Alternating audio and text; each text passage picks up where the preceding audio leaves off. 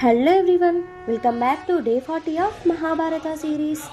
కురుక్షేత్ర యుద్ధభూమి చీకటి కమ్ముకొస్తున్న సమయం అది.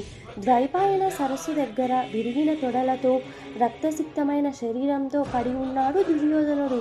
ఆకాశంలో నక్షత్రాలు మెరుస్తున్నాయి. దూరంగా నక్కల అరుపులు, గద్దెల కేకలు వినిపిస్తున్నాయి.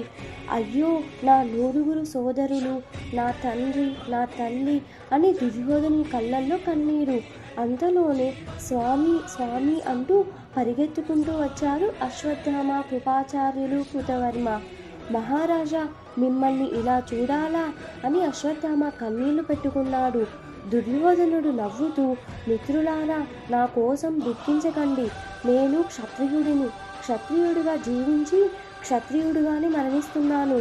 నా తండ్రి ధృతరాష్ట్రుడు చెప్పినట్లు మనం ఎన్నాళ్ళు బ్రతికాం అనేది ముఖ్యం కాదు, ఎలా బ్రతికాం అనేదే ముఖ్యమని అన్నాడు. అశ్వత్థామ, నా చివరి ఆజ్ఞ, నిన్ను సేనాధిపతిగా నియమిస్తున్నాను. నా మరణానికి ప్రతీకారం తీర్చుకో అని దుర్యోధనుడు అశ్వత్థామతో చెప్పాడు. గాలి వేగంగా వీస్తోంది. చెట్లు ఆకులు చప్పుడులు చేస్తున్నాయి. కృపాచార్య, మీరు నాకు గురువు, తండ్రి మరియు మార్గదర్శి. మీ ఆశీర్వాదం నా వెంట ఉంటుంది అని అన్నాడు. ఆకాశంలో మేఘాలు కమ్ముకుంటున్నాయి. అప్పుడు దుర్యోధనుడు కృతవర్మతో ఇలా అంటాడు, మన స్నేహం శాశ్వతం, స్వర్గలోకంలో కూడా కొనసాగుతుంది అని అంటాడు.